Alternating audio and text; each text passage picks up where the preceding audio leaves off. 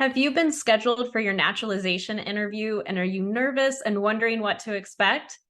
Hi, I'm attorney Megan Pastrana of Immigration for Couples, and my firm is dedicated exclusively to helping couples across the nation and across the world in navigating the U.S. immigration process. So let's dive in what you can expect on the day of your naturalization interview and what you should be prepared for in terms of documents and questions.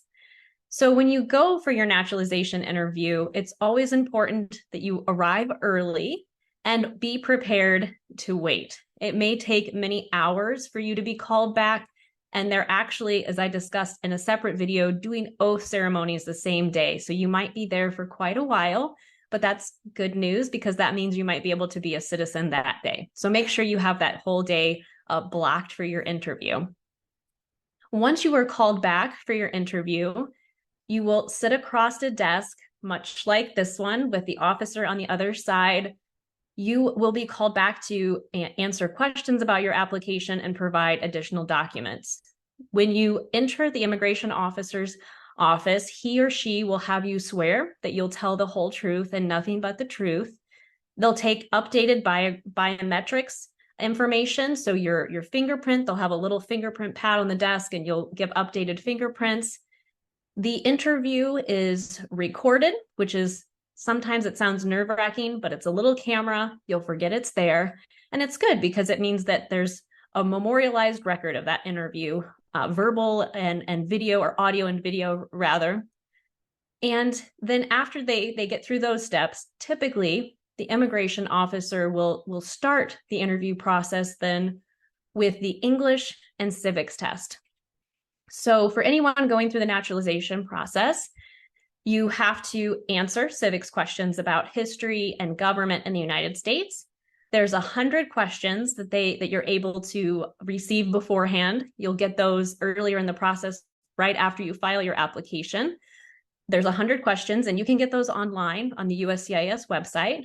And of those 100 questions, the immigration officer will ask you up to 10 questions. And as soon as you get 6 right, they will move on. You will be approved for the civics portion of your test.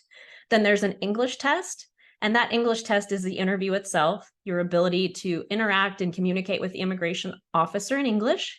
And then they have a little iPad on the desk with a little stylus, and they'll give you one sentence. They'll verbally tell you, you'll write the sentence, and then they will bring up a sentence on the iPad and you'll read it.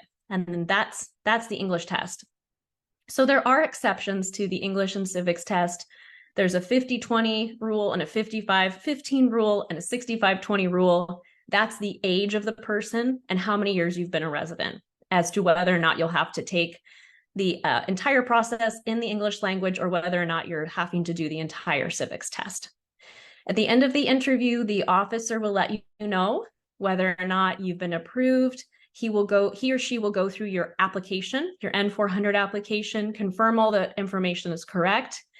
And then he or she will tell you if you've been approved. You will also have to provide evidence at that time when you're at the interview. So depending on whether or not you've been a resident for 3 or 5 years, you will also have to provide relationship evidence if you've only been a resident for 3 years. But the other evidence will really depend on the specifics of your case. And that will also be in your interview notice as to what you should take. And so once the officer gives you that decision, then you'll either have the oath ceremony that same day, or it will be mailed to you by regular mail, and then you will attend an oath ceremony separate. So it's a really quick overview of the naturalization process. I'll be making separate videos, and I also invite you to check out my website, immigrationforcouples.com, to learn more about the immigration process. Thanks for watching.